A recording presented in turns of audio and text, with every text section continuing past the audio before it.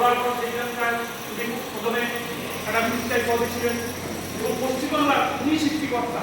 এই পশ্চিমবাংলা আমরা যেখানে দাঁড়িয়ে রাখবো বক্তব্য রাখছি, এটা চলে এলো পূর্ববাংলা, এটা আপনারা অনেকেই জানেন।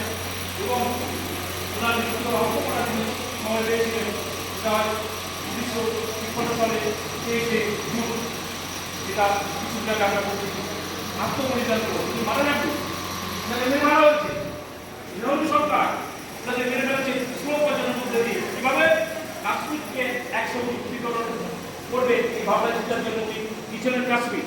যাওয়ার পর ওনার অ্যালার্জি ছিল, ওনাকে অ্যালার্জি থাকা সত্ত্বেও ঠান্ডার অ্যালার্জি, ওনাকে একটা স্যাঁতসেঁতে ঘরে বন্দি করে ওনাকে ইঞ্জেকশন দিয়ে ওনাকে মারা হয়েছে।